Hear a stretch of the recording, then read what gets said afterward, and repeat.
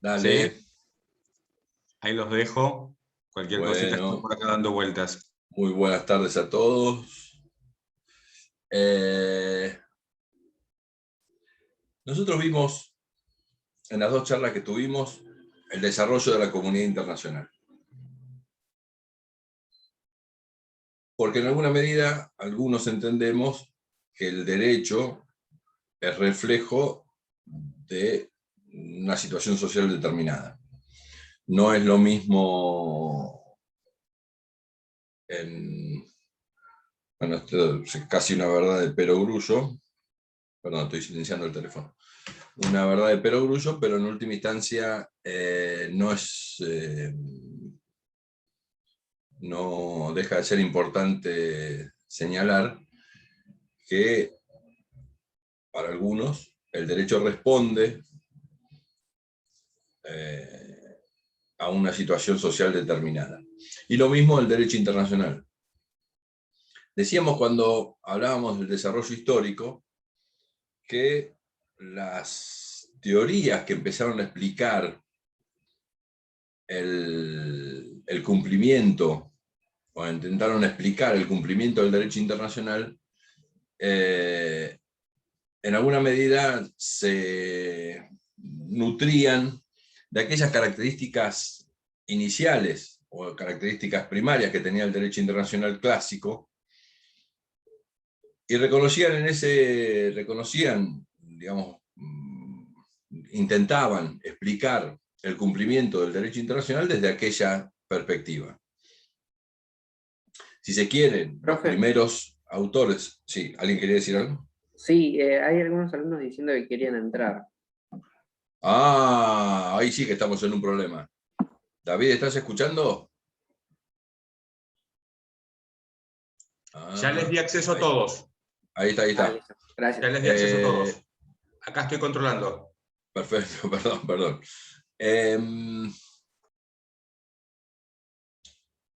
Los primeros autores, por supuesto, incluso el denominado padre del derecho internacional, Hugo Grocio, intentaban explicarlo desde el derecho natural. Había un estado de naturaleza en que los estados se comportaban, el principio de soberanía, donde no había ningún poder sobre ellos.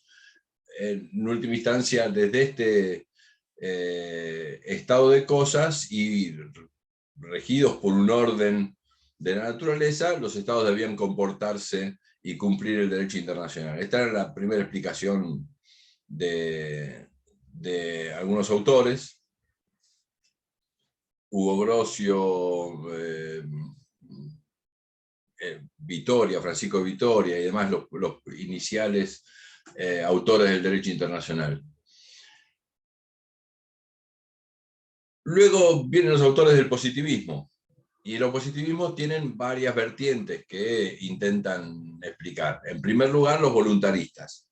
Tanto aquellos voluntaristas, Jelinek, por ejemplo, el que intenta explicar desde la voluntad propia del Estado, que se somete voluntariamente a reglas de derecho, como algunos autores, creo que Striepel, que intentan entender el derecho internacional como una voluntad común de los estados. En última instancia, ambas teorías voluntaristas tienen el problema de que la voluntad del Estado puede ser una en un momento determinado y puede ser absolutamente otra en otro momento determinado, y esto haría que todo el derecho internacional pudiera revertirse. Hay una parte del derecho internacional que es expresión de la voluntad de los estados, que es todo este derecho de los tratados que hay profusamente. El problema es que algunos entendemos que hay toda una serie de normas del derecho internacional. Ojo, hoy lo tenemos más claro, no lo teníamos, no lo tenía en aquel tiempo. Y reitero, cuando el derecho era la expresión de los poderosos, cuando el derecho era descentralizado, se generaba a partir de vínculos bilaterales entre los estados.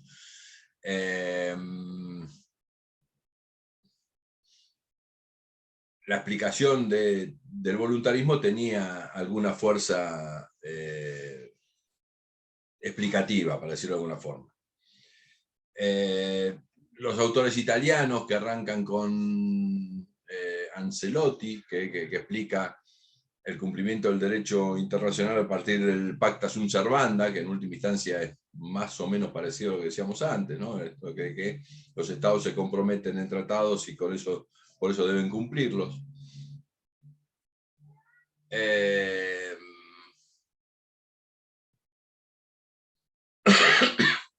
Y por último, para hacerlo muy rápido, por supuesto, la explicación de Kelsen y la escuela austríaca, donde explica el cumplimiento del derecho internacional desde este principio de la norma hipotética fundamental y con su esquema de la norma hipotética fundamental. El problema que Kelsen entiende que el derecho es una teoría pura, que se puede hacer teoría exclusivamente analizando el derecho, y algunos entendemos que, como decíamos al principio, el derecho es una circunstancia social de un momento determinado, es expresión de esta situación social, por lo que, en alguna medida, para entender o para explicar el cumplimiento del derecho internacional nos tendríamos que referir a qué es lo que opinan o qué es lo que establecen respecto del cumplimiento de las normas de derecho, las teorías que explican las relaciones internacionales. Nosotros estamos hablando de una sociedad internacional en un momento determinado, y también en este sentido hay teoría de las relaciones internacionales que nos dan algunas respuestas respecto de cuál es el comportamiento de los estados y cuál es el comportamiento del derecho, digamos, el comportamiento de los estados respecto del derecho internacional. Básicamente en relaciones internacionales tenemos tres teorías que intentan explicar las relaciones internacionales, intentan explicar por qué los estados se comportan de determinada forma. La primera teoría, y la históricamente más antigua si se quiere, es el realismo. El realismo establece que los estados se mueven exclusivamente por lo que denominan el interés nacional.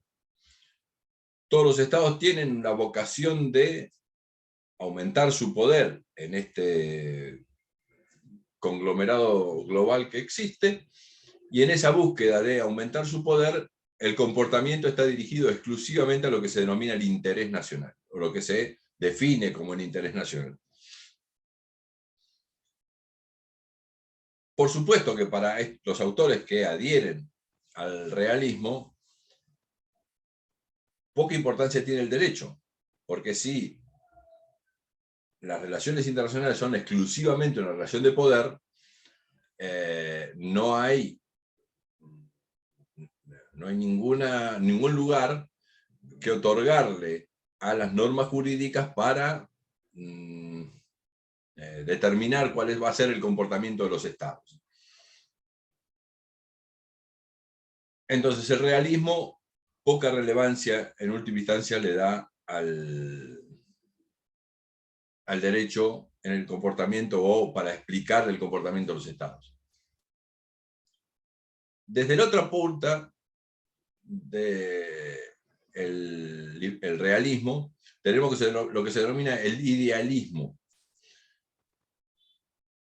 El idealismo es una teoría de las relaciones internacionales que dice que los estados, que explica que los estados deben comportarse o se comportan en función de intereses más permanentes, intereses más superiores. De allí el idealismo, ¿no? La idea de existe la posibilidad de que los estados se comporten en forma más ordenada, más pacífica. En el marco del idealismo, por ejemplo, nace lo que decíamos antes, el presidente, como decíamos en las clases anteriores, el presidente de los Estados Unidos, Wilson, es un emblema del idealismo, y con ese emblema del idealismo llega a el Pacto de Versalles y establece la Sociedad de las Naciones. La Sociedad de las Naciones es Kant, es el idealista más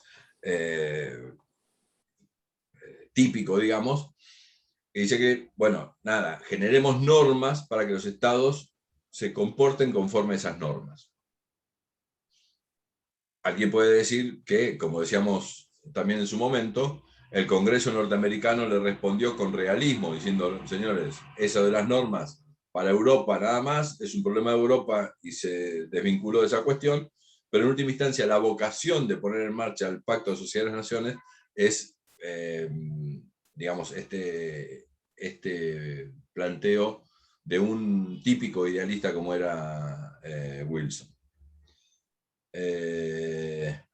David, te pido por favor,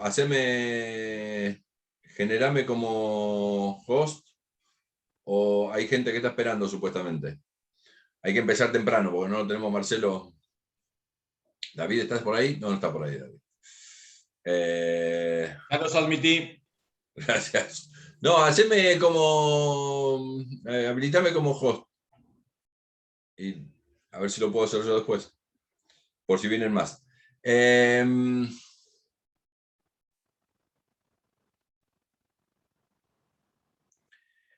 En medio del realismo y el idealismo hay una serie de autores, y en este caso Kant con Kant era así, ¿cómo se llamaba?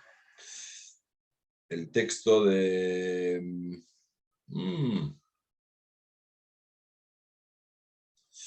Ay, no lo tenemos, Marcelo, que no sube. Esperen que voy a buscar el libro. ¿Cómo se llama? El de Kant no se llama Hacia la paz perpetua o algo así. Hacia la paz perpetua, perfecto, exactamente. Hacia la paz perpetua, el tipo establece un decálogo de que el comportamiento de los estados, perdón, ¿quién fue? Así lo felicitamos, no lo vi. ¿Juan Bautista fue? Ese, Sí. ahí está. Hacia la paz perpetua, Kant establece cuáles son los parámetros del comportamiento de los estados que llevarían a la paz perpetua. Esto es lo que se denomina institucionalista, que algunos autores lo ponen entre medio del idealismo absoluto y del realismo. Pero, por supuesto que cada una de estas explicaciones tiene un efecto en cuanto a una circunstancia que se va a dar con posterioridad a los inicios como decíamos, cuando analizamos la comunidad internacional o la historia de la comunidad internacional, decíamos, en el derecho internacional clásico era bastante explicativa las posiciones dualistas. Esto de que el Estado generaba un derecho hacia afuera y tenía un derecho que podía ser absolutamente distinto o contrario incluso hacia adentro. Por supuesto que con el desarrollo de la comunidad internacional y este tema de que el derecho internacional absorbe determinadas materias que antes estaban exclusivamente en el ámbito interno de los estados, hace que la circunstancia de la explicación del dualismo ya quede un poco vacía. Acá aparecieron las teorías del monismo, teorías que tanto del derecho natural, porque establecen que todo el sistema de derechos se establece a partir del orden natural, en última instancia son monistas, y en última instancia también Kelsen, donde pone la norma hipotética fundamental, cuando pone la norma hipotética fundamental por encima de los estados, que es el que ordena la soberanía de cada uno de ellos, y a partir de allí el orden interno de cada uno de los estados, Kelsen empieza a adherir al monismo, ¿no? En la medida que él dice, señores, guarda que el derecho se está ocupando de cosas mucho más, se está ocupando de cosas que antes no se ocupaba, como es el derecho interno, entonces no podemos tener dos derechos. Hay un solo derecho que tiene normas, que se compone de normas de derecho internacional y de derecho interno. Aquí pasa, digamos, en última instancia, bueno, este debate, por supuesto, que en alguna medida algunos consideramos que es un debate un poco superado, un debate histórico, porque tenía alguna posibilidad de explicar en un momento determinado el derecho internacional, hoy ya tiene poco valor explicativo. El derecho internacional, en última instancia, digamos, y el problema se transfiere, en última instancia, se transfiere a cuál es la forma en que el ordenamiento interno de los estados acepta o adapta o se complementa con el derecho internacional. Este tema de la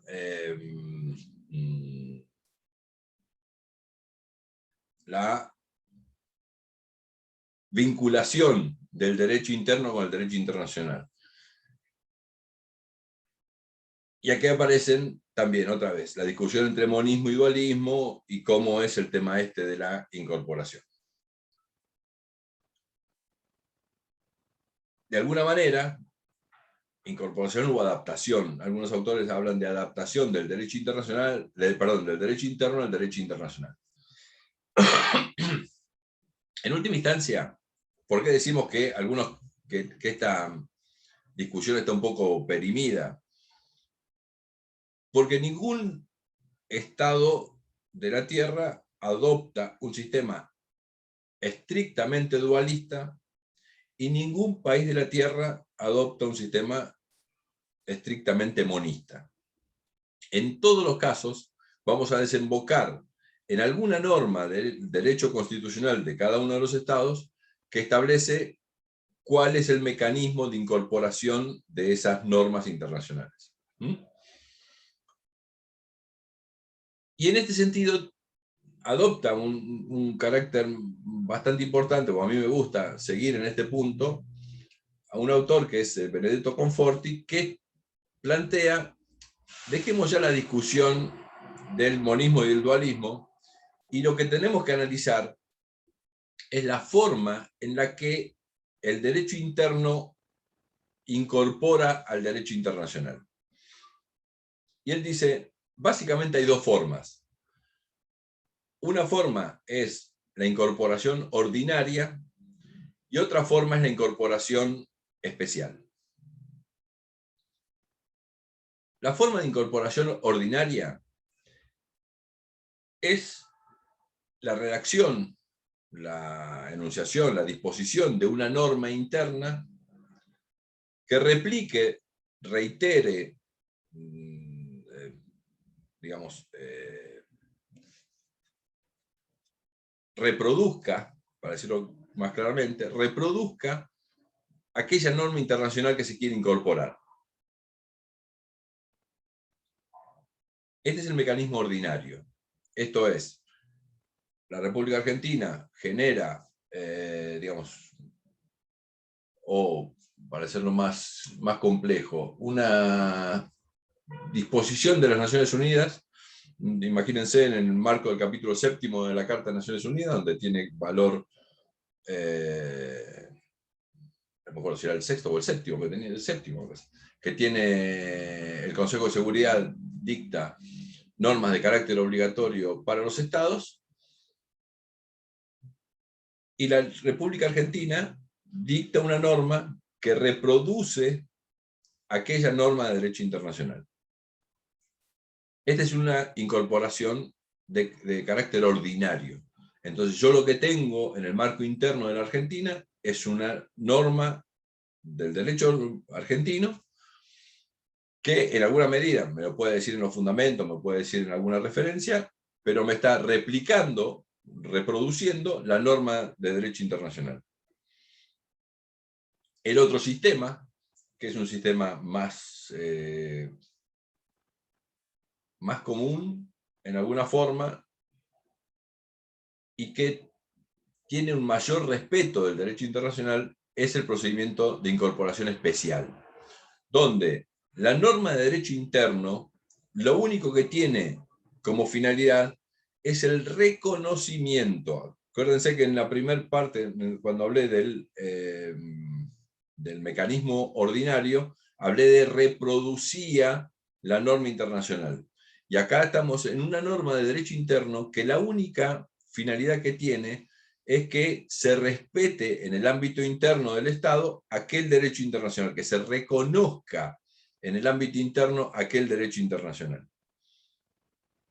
Si se quieren, los dos casos tenemos, podríamos decir, dualismo, para decirlo de alguna forma, pero es una cosa totalmente distinta. El planteo es que mientras en el primer caso requiero de la norma interna para que aparezca el derecho en el ámbito interno, en el segundo caso lo que tengo es la aplicación en el ámbito interno de aquella norma que existe y que reconozco en el derecho internacional.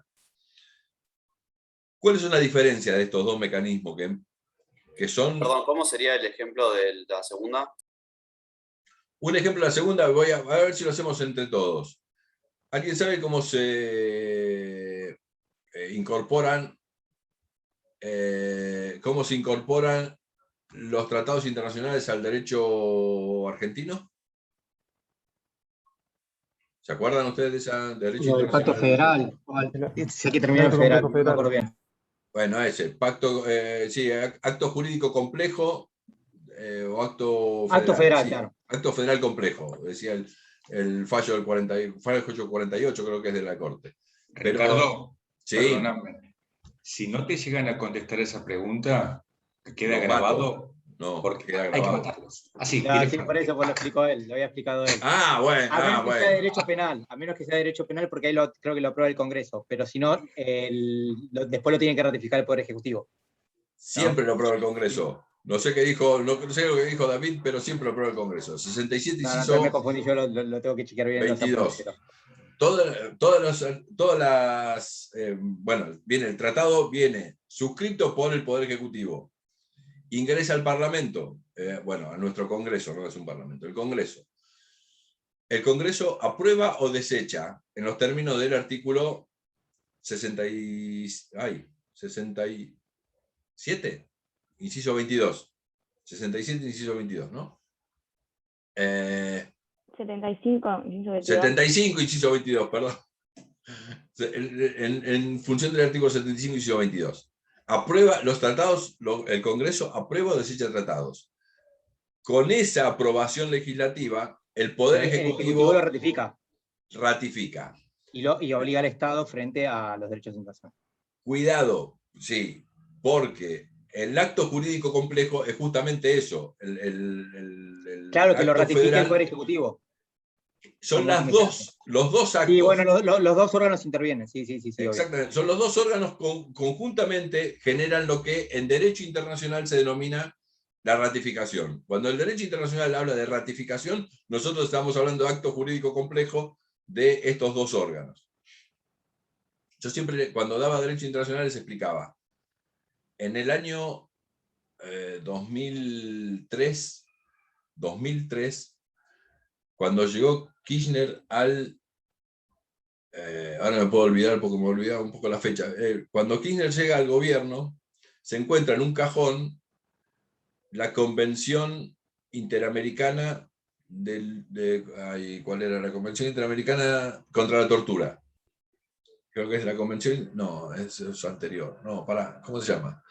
Hay una de las tres normas que uno adquirieron, no. ¿Cuál fue? Bueno, una convención internacional que había suscrito Alfonsín antes de irse. La firma la firma y la aprobación legislativa eran del 89. Y recién adquirió perfeccionamiento esa convención internacional, después fijémonos exactamente cuál era, no me acuerdo exactamente. La imprescriptibilidad de crímenes Esa, exactamente. Y recién Kirchner la ratifica en el 2003, o ahí apenas llegó. Y ninguno incumplió. Sí, 2003 creo. Y ninguno incumplió mandato constitucional. Pero fíjense la fecha, estamos hablando de 89, mediados del 89 hasta el 2003, que el tratado quedó con una parte, conformado con una parte, pero no faltaba la aprobación, el decreto de ratificación. Bueno, entonces, ¿pero qué dice la ley que aprueba el tratado internacional? ¿Alguien sabe? Para tratar de ver si la forma de adopción, de incorporación del tratado internacional es una forma ordinaria o es una forma especial. ¿Nadie sabe qué dice la ley de aprobación del Congreso? Yo creo que es especial porque la ley, no sé exactamente lo que dice, pero creo que dice como que aprueba el tratado de nombre tal y anexa el tratado así tal cual como está, un texto en el ámbito internacional. Exactamente. Lo que A ver, Rodrigo. bueno, a mí lo que se me ocurre es que obliga al Estado a llevar a cabo todas aquellas actividades necesarias para cumplir el acuerdo del que se obliga a la nación. Pero, me parece que está- Pero no tuvieron a mano una ley. Busquen la ley que quieran, que apruebe un tratado internacional, y lo único que dice es apruebas el tratado internacional. Artículo 1, apruebas el tratado internacional suscrito entre la Argentina y Sarasa, o la denominación que tenga. Artículo 2, de forma. Ningún juez puede aplicar esa ley. No hay ley que aplicar. Y por ello, la norma constitucional dice que los tratados se aplican, ¿cómo es que dice? 7522. En las condiciones de su vigencia. En las condiciones de su vigencia. En las condiciones de su vigencia remite a las condiciones de vigencia del derecho internacional de esa norma internacional. Entonces, por supuesto que nosotros adherimos a el mecanismo especial. En el caso de los tratados, y a esto queríamos llegar a partir de la pregunta que no me acuerdo quién había hecho, el mecanismo de incorporación de los tratados internacionales en el derecho argentino es una incorporación especial, donde el acto el acto nacional lo que tiene como finalidad es hacer entrar al territorio argentino, para decirlo, digamos, en el lenguaje más llano, hacer ingresar en el territorio argentino aquel derecho internacional que ya existe, que reconoce como tal. E incluso ese actuar de los órganos de la Argentina no van a hacer que ese derecho sea ni más potente, ni mejor, ni más efectivo, o por lo menos solo en una partecita. Imagínense, como decíamos el otro día, la Convención de 1947 que creaba la Organización Internacional del Comercio. Aquella convención, no tengo muy claro, no me acuerdo exactamente si la Argentina la suscribió o no la suscribió, pero la suscribieron muchos estados, hicieron el proceso de ratificación, pero esa convención nunca llegó a tener efecto. Como decíamos también, el ejemplo que dábamos también la clase pasada, Montego Bay, el derecho del mar. Nuestro Estado es parte, le conviene, está todo bien, pero la Convención de Montego Bay no entró en vigor porque el número necesario para lograr la vigencia, el vigor de aquella convención internacional no se logró. Perdón, ¿puedo hacer una pregunta? Sí, No entendí la última parte, si me podría volver a repetir desde la parte buenas tardes, no. Es más o menos, no. Desde la última parte donde dice que la ley es una forma especial y no es una forma ordinaria, tiene que ver entonces Con por que las la condiciones. norma, cualquier intérprete nacional no puede aplicar la norma per se. Lo que va a aplicar va a ser el tratado internacional, porque la norma está vacía. La norma lo único que hizo fue aprobar el tratado internacional, aprobar la vinculación de la Argentina en ese tratado internacional. Es un acto, como decíamos, un acto jurídico complejo entre el Congreso y el Poder Ejecutivo, pero pero el derecho ya existe, o mejor dicho, puede existir antes del acto de la República Argentina y va a seguir existiendo aún sin el acto de la República Argentina. ¿Se entiende? O independientemente, salvo que sea el último número que haga falta para que entre en vigor una convención multilateral. Sí, no A entendí ver. la última parte de donde habían dicho que tiene que ver con las condiciones de o sea, la vigencia del tratado tiene que ver también con que es una forma especial o no. Claro, porque lo que me explica el mecanismo especial es que tanto el vigor de la norma internacional, la interpretación de la norma internacional, se van a dar en función de aquel derecho internacional que existe más allá de los actos internos del Estado. O más allá con alguna particularidad, pero en última instancia podemos decirlo así. Esto es, el derecho internacional existe antes de los actos que el Estado lo único que hace es, digamos, incorporarlos al territorio argentino. Por eso, esta norma, que decimos, la norma de incorporación especial, el mecanismo especial de incorporación, lo que yo tengo es una norma vacía, que me remite al orden internacional, entonces yo tengo que ir a buscar la norma en el ámbito internacional. Esto seguramente lo verán o lo vieron en algún derecho procesal. Pero si ustedes en un juicio en la República Argentina, en cualquier tribunal de la República Argentina, invocan un tratado internacional en el cual la República Argentina es parte, entre la prueba que tienen que ofrecer cualquier juicio de que se trate, es el oficio al Ministerio de Relaciones Exteriores para que certifique el Ministerio de Relaciones Exteriores la vigencia, a la época en la que estamos invocando el derecho, de aquel tratado internacional. Porque esa operación solo la hace digamos, la norma, la vigencia, la explica el derecho internacional. Y el único que me puede decir, en última instancia, para tal fecha estaba vigente aquel tratado que está invocando el actor en tal lado, es el Ministerio de Relaciones Exteriores. De hecho, tengan cuidado con esto, porque si no está ese oficio como prueba, como pedido entre las pruebas, se puede desconocer el derecho, y esto genera dificultades procesales. ¿Se entiende lo que digo? Mientras que en el mecanismo especial, que es raro, es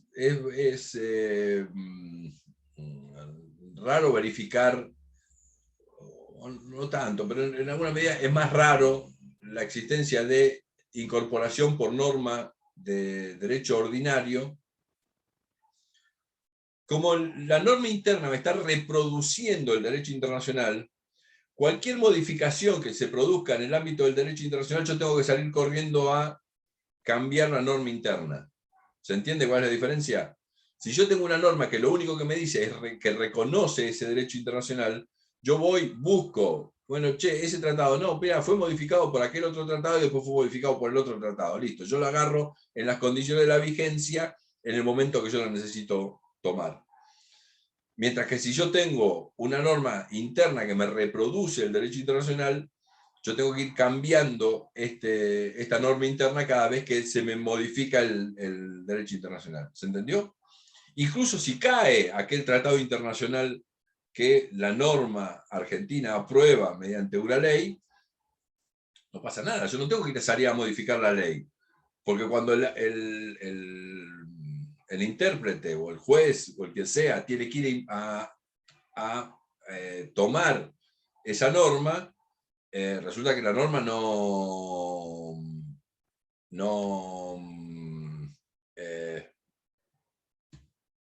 que la norma no existe, está, mejor dicho, está vacía a partir de que no tengo tratado internacional vigente. ¿Se entiende? ¿Se entiende? Veo cara de preocupación en esto. ¿Es muy difícil? No, se entiende, se entiende.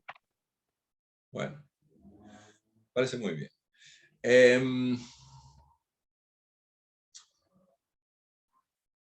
Esto tiene mucha relevancia, y por supuesto ustedes están obligados a saberlo, porque cuando nosotros veamos en su momento las normas de derecho derivado, como decíamos, las normas del derecho de la integración tienen derecho originario, que son tratados internacionales, con algunos mecanismos de interpretación especial, pero en última instancia ahí aplica derecho de los tratados. Convención de Viena sobre derecho de los tratados, básicamente, con algún color, si se quiere, pero en última instancia Convención de Viena.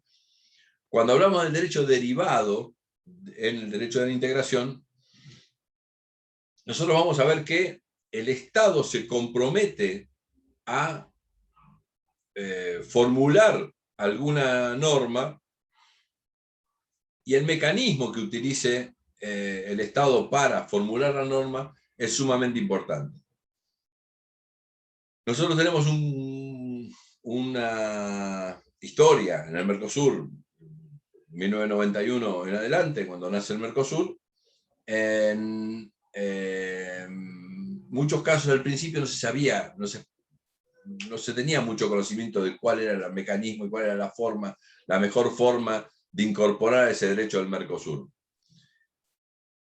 Yo creo que hoy no está absolutamente perfeccionado el tema, por lo menos, pero en la República Argentina lo tenemos bastante más masticado. Mientras que en los tiempos primarios del Mercosur se utilizaba mucho el sistema de incorporación ordinario. Esto es, se reproducía en una norma interna aquel compromiso Mercosur que el Estado estaba asumiendo. Cuando algunos poníamos el grito en el cielo, señores, guarda con esto porque estamos haciendo reproducción de normas, multiplicación de normas y demás, que no había necesidad de hacer. En términos en términos efectivos, esto que en términos teóricos estamos viendo hoy, lo vamos a ver cómo se explica cuando veamos específicamente Mercosur. Pero en última instancia, no sé si estábamos haciendo con Marcelo, bueno, yo después hablo con Marcelo a ver cómo uno de los trabajos prácticos que ustedes hacían, o mejor dicho, todas las clases conmigo hacen, es la búsqueda de normas Mercosur y normas de incorporación en el derecho argentino. Y básicamente jugábamos con dos fechas. Una fecha muy cercana a la creación del Mercosur, 93, 94, 95, y una fecha más actual. Para ver que algo cambió en este punto, cambió en alguna medida, se mejoró este sistema de incorporación de las normas Mercosur,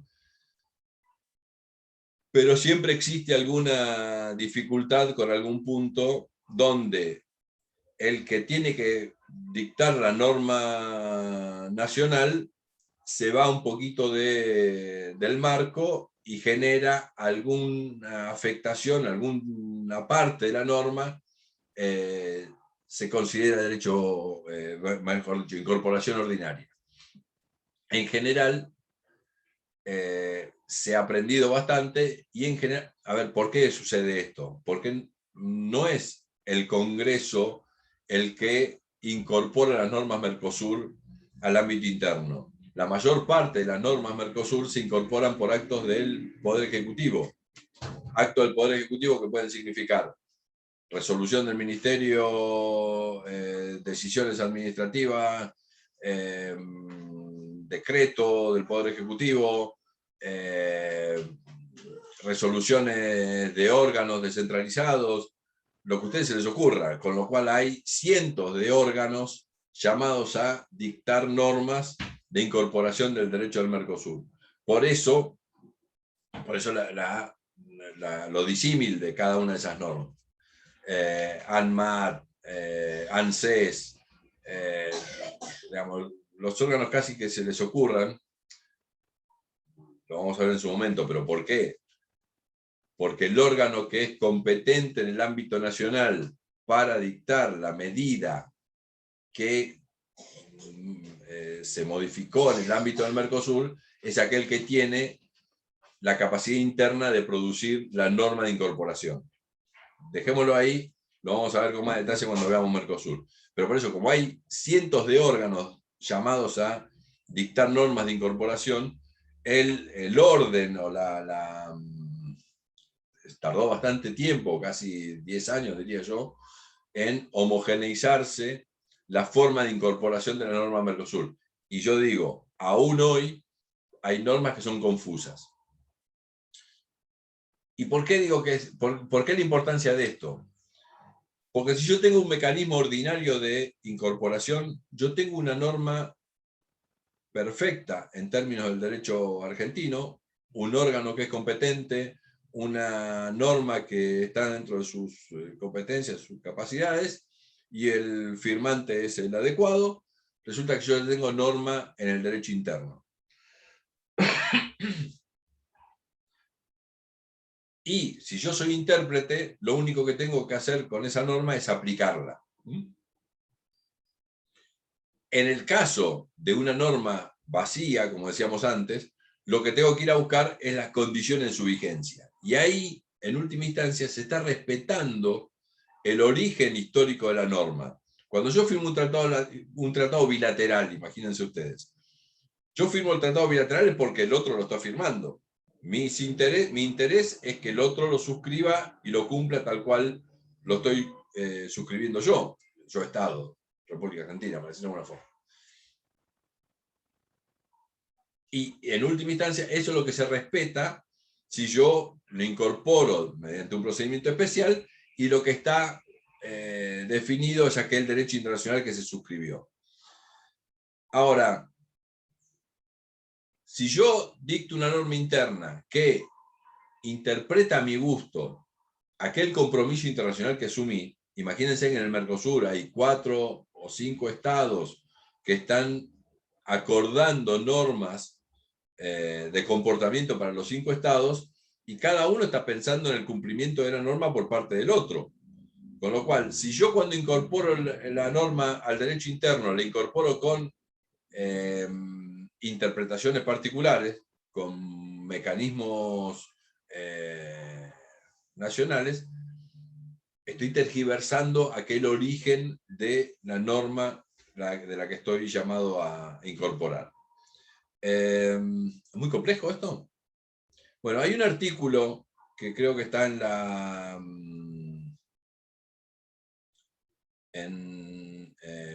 bibliografía de la cátedra, un artículo que se llama las normas del derecho internacional contemporáneo, el derecho internacional contemporáneo y la aplicación de sus normas. Ese artículo explica esto. Así que, por favor, léanlo para Perdón, ¿lo puede repetir? El derecho internacional contemporáneo y la aplicación de sus normas. En alguna medida es un complemento entre las clases que vimos, este tema de el derecho internacional clásico y el derecho internacional contemporáneo, muy definido, muy esquemático, y cómo se comporta el derecho internacional en la actualidad y esto que estamos viendo. Perdón, Ricardo. Sí, señor Para David. que sepas, estés al tanto, y también los chicos y las chicas, hoy estamos subiendo ese material al campus. Esta noche va a estar subido. Perfecto, no está subido, lo estamos subiendo. Bueno, no, está subiéndose hoy. ¿Sí? Bueno. Listo. Entonces, hoy o mañana van a tener ese material. Léanlo, porque si tienen dificultades, lo podemos revisar, podemos rever esta situación y explicarlo mejor. Pero voy a hacer una pregunta, a ver, básica, de derecho básico. ¿Por qué creen ustedes que se cumple el derecho? No el derecho internacional, si quiere, vayamos a lo que ya conocen más, supuestamente. El derecho Por interno. la sanción. Por la sanción. Sí, por la consecuencia del... Por la seguridad jurídica. Seguridad jurídica, eso es muy vago. Explícamelo, Jerónimo.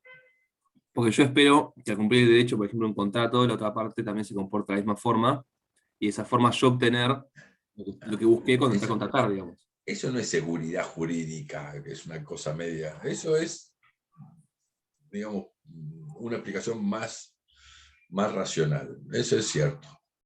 Y básicamente esa es la explicación del derecho.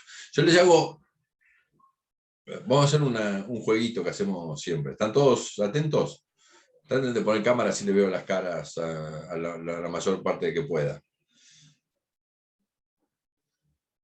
Ustedes van caminando por Pilar, no, más lejos, en Córdoba, están en Córdoba.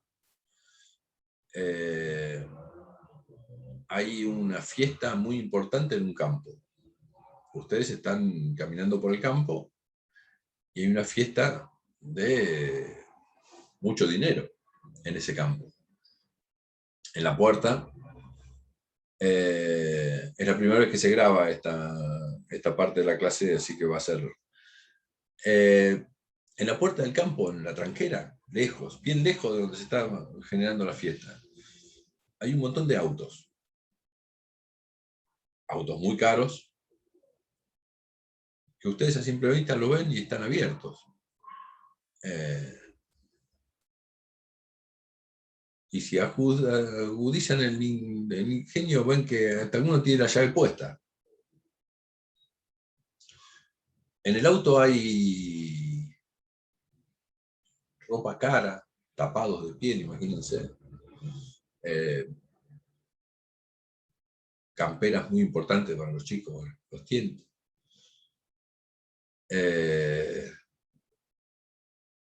Hasta alguna cartera ven ustedes de afuera del auto. Muchos autos, muy lujosos, muy lujosos. ¿Qué hacen ustedes cuando pasan por ahí? No hay nadie, no hay ningún guardia. Ustedes miran para un lado, para el otro, no hay absolutamente nadie. De hecho, están solos. No están con nadie, están solos. Cada uno de ustedes caminando por ahí y se encuentran con esa situación. Vamos. No sé, ¿qué hace mi personaje caminando solo por el campo?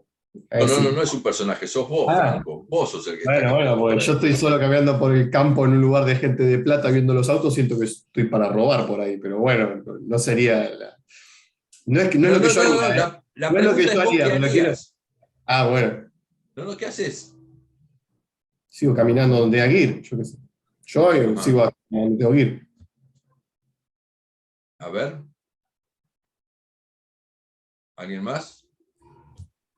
Sí, yo Básicamente, a alguien le interesaría robar, digamos. Esa es la idea del ejercicio. Perdón. Alguien estaría buscando robar, digamos, en esos vehículos. No, todos tendrían la tentación, digo. Claro, la tentación. Todos, y cada uno de nosotros tendríamos la tentación. Totalmente. Autos muy lujosos, ¿Perdón, Jerónimo? Pero no, que la idea se me podría llegar a ocurrir, pero de ahí a respetar el hecho hay un abismo, me parece. Ajá. ¿Y por qué no lo harías? Aparte, pensaría que extraño autos tan lujosos, gente tan poderosa, seguramente desrayo un espejo y ya está, o sea, me condené. No hay, les puedo asegurar que no hay posibilidad de sanción.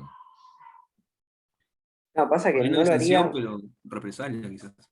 No, igual no lo haríamos por el tema de la moral y todo eso que viene, me parece, más allá, ¿no? del derecho, capaz que están de la mano, ¿no? Pero me parece, aparte de que no haya sanción, como que bueno, hay una cultura o algo que ya viene impuesta sobre quizás lo que está bien y lo que está mal, ¿no? Por así decirlo. O sea, me vas a cuestionar la moral a mí, ahora cuando venga. Cuando termine el ejercicio. Vamos, ¿quién más? ¿La chica, por ejemplo? No, yo no agarraría nada tampoco. No, ni me metería en el auto así de largo. Seguimos ¿Se está intentando plantear la del antagonismo entre Hobbes y Locke acá? ¿O no tiene No, mirá, no me acuerdo ni qué dijo, ni Hobbes ni Locke. Así que no. Puede ser que termine en alguna cosa parecida, pero no tengo. Uno que el hombre es malo por naturaleza y las reglas lo ordenan, y el otro que el hombre es bueno por naturaleza y la sociedad es la que lo corrompe. No sé, puede haber algo de eso. No se haría por una cuestión moral, no agarrar algo que no es tuyo. Simplemente. No sé, se me Pero ocurre eso. lo moral es enseñado. O sea, ¿qué es lo moral? Educación. La educación de cada uno, lo moral. ¿Saben cuál es mi explicación por los cuales ustedes no harían nada, mientras que algunos por lo menos romperían algún vidrio, capaz que para que suene? O ir a dar una vuelta en Ferrari o algo así. En alguna clase eso me lo han dicho, y devolverlo. Alguien me lo ha dicho. ¿Saben por qué? Entiendo yo mi explicación, mi intento de explicación, no voy a hacer psicología barata acá. El planteo es que ustedes entienden que eso que está ahí, en algún momento pueden lograr. Que ustedes, en su interior, entienden que pueden lograr eso. Porque están en esta facultad de Derecho, porque en alguna medida algunos abogados han buena plata, porque están adentro del sistema. Entonces cumplimos las normas porque nos conviene, como dijo, ¿quién fue? Gonzalo, que me dijo, Gonzalo fue, ¿no? Que dijo, porque intento que los otros la cumplan exactamente igual. Por eso cumplimos la norma, porque a nosotros nos conviene, a nosotros nos contiene la norma. Estamos adentro del sistema. Pero tengan cuidado, muchachos, que este derecho que nosotros estamos haciendo, nosotros dando, ustedes consumiendo y después ejerciendo, este Estado que produce normas jurídicas está dejando afuera de nuestra sociedad más de un 30% tranquilamente. Hay un 30% de nuestra sociedad que no tiene ninguna vocación, ningún incentivo para cumplir las normas. Y esto es peligroso. Es peligroso para los que las queremos cumplir.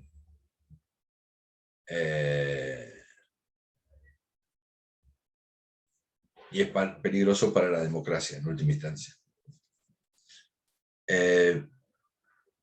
Generar una sociedad que deja al 30%, por lo menos, en nuestro caso, el 30% afuera, tirado en la banquina, no es una sociedad segura, de ninguna manera. ¿Saben cuánto para los chicos que dijeron que la sanción podía, una chica creo que fue, que dijo que la sanción podía ser el motivo del cumplimiento de la norma?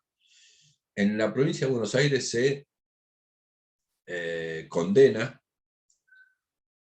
alrededor del 3% de los delitos que se denuncian. 3% de los delitos que se denuncian, que no son los cometidos. Hay algunos cometidos que no se denuncian, pocos, pero en última instancia debe haber. El sistema penal de la provincia de Buenos Aires resuelve no más del 3-4% de los crímenes que se denuncian. ¿Y ustedes creen que el que sale a robar sale con el código abajo del brazo para saber cuánta pena le va a tocar o qué es lo que tiene que hacer para...? No, hay una parte importante de nuestra sociedad que está saliendo, que está quedando fuera del sistema. Y quedando fuera del sistema tiene poco incentivo para cumplir las normas.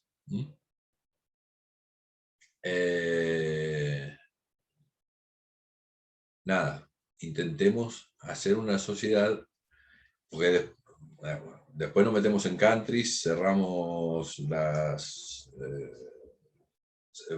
nos metemos, perdón, se meten los más poderosos, se aíslan, se meten en countries, seguridades y demás, pero alguna vez salen de los countries, hay que tener cuidado. El tema es que no estemos generando una sociedad que sea tan peligrosa que sea difícil circular.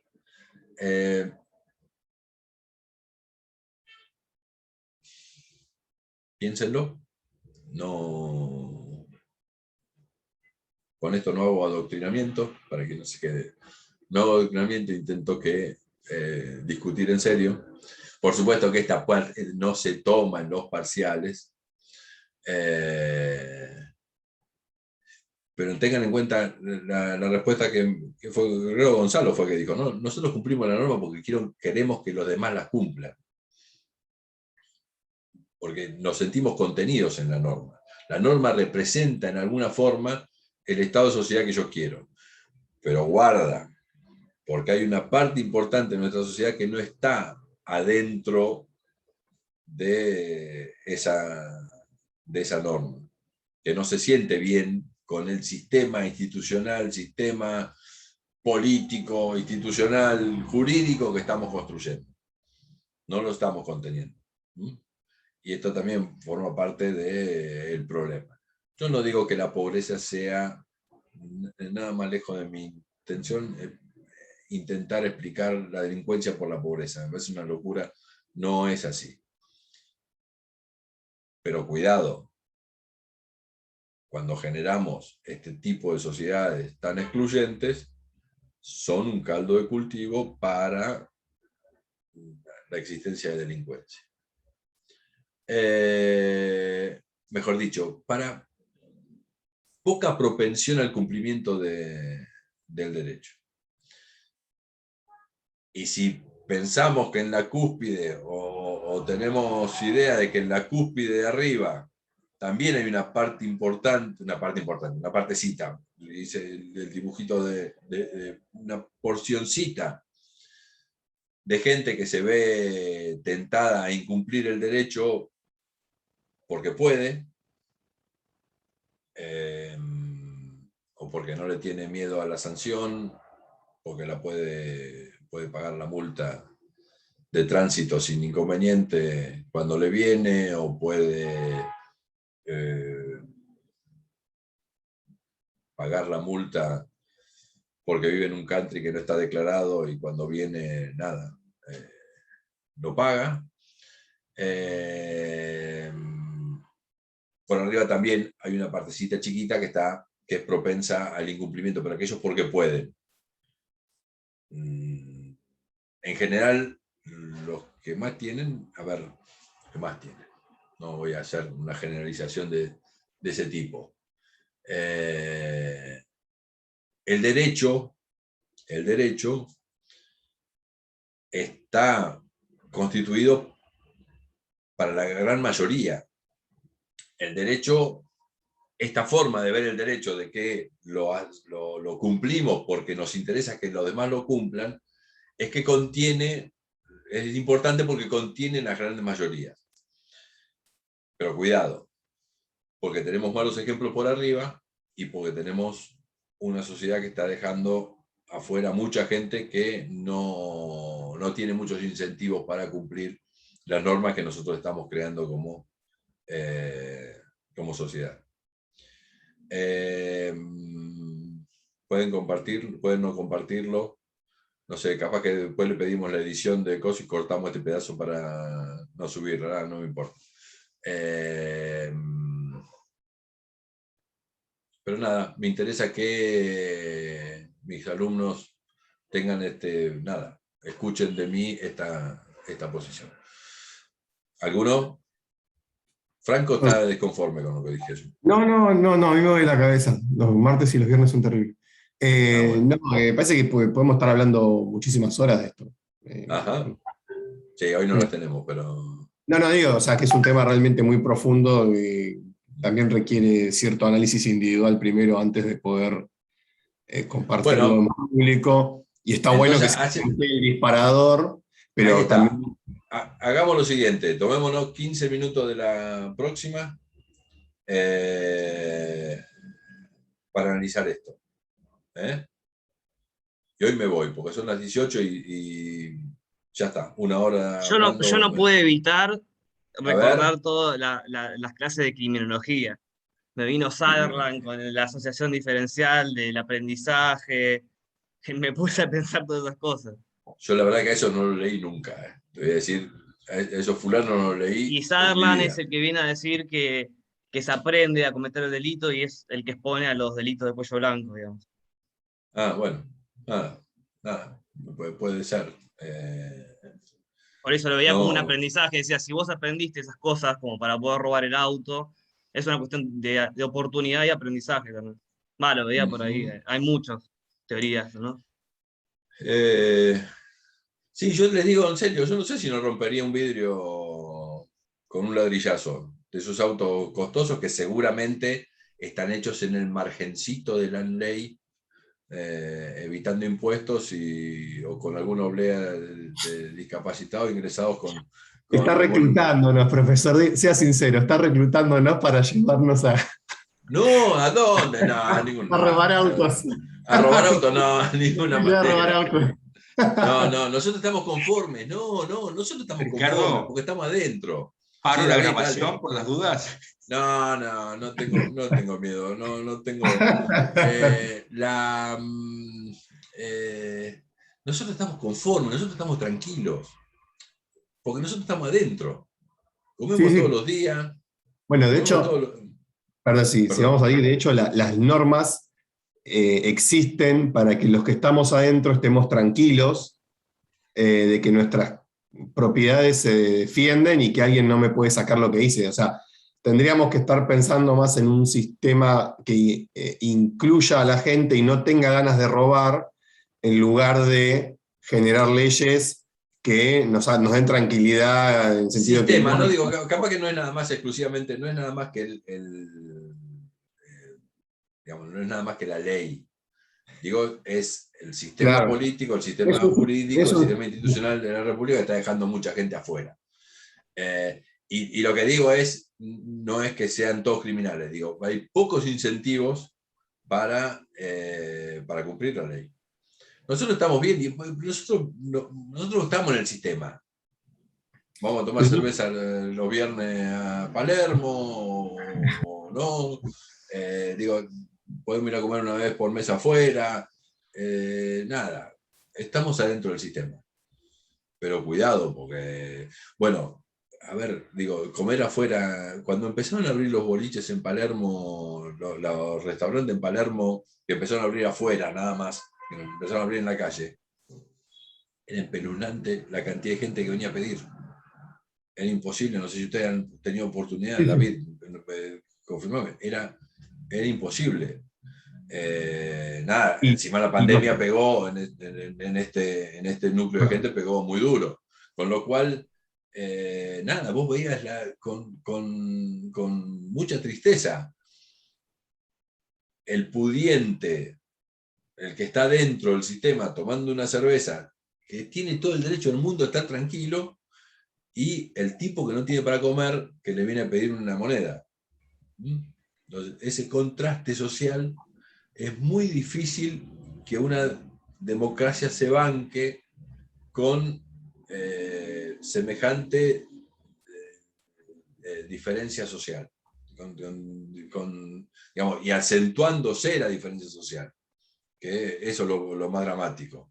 Si todos en conjunto fuéramos para abajo, sería malo, pero nada. Pero acá hay un sistema que está generando ricos más ricos y pobres más pobres. Con lo cual, esto es peligroso en términos de continuidad, porque si esto sigue de esta manera, la sociedad el sistema democrático no resiste semejante nivel de desigualdad. Perdón, esto es lo que opino yo, creo yo. David, decime algo. Parece que vos sabés que estoy haciendo un seminario de doctorado de análisis ético con Guibur en este momento, los lunes a la tarde. Y estábamos charlando el lunes pasado de la metaética y todas estas miradas, y me llamó la atención por eso y me prendí. Si quieren, después el que tenga ganas le comparto unos apuntes que tengo, que son muy cortitos, del doctor Guibur, que es un genio, que habla de metaética y derecho, y está bueno. Ya les digo, yo tengo bastante poco de lectura de todo eso. Lo mío es más olfato y vivencia personal. No, me parece que estamos generando... A ver, digo, y ustedes van a estar generando normas o van a ser jueces y nada, me parece que por lo menos nada. Acuérdense en algún momento que Salah me dijo que tenían que ser un poco más, teníamos que entender a un sistema mucho más equitativo, si no estamos fritos. Me da la impresión de que no, que tenemos graves problemas. Bueno, vamos, pero dije, disparador. Háganse 2 líneas y la semana que viene nos tomamos los primeros 15 minutos para charlar un poquito más de esto. Les agradezco la presencia. ¿Cuántos somos? ¿45? Somos una cantidad enorme hoy de gente. Debe ser el juego este que los pone todos alerta. La idea de robar autos de lujo. La idea de salir a robar autos de lujo. No, de ninguna forma, muchachos. No, porque aparte a nosotros nos agarran, digo, no. Nada, David. Les dejo buen fin de semana y nos vemos el viernes que viene. Nos vemos el martes, gente. Muchas gracias. Hasta la próxima. Muchas gracias. Nos vemos. Chao, buen fin de a todos.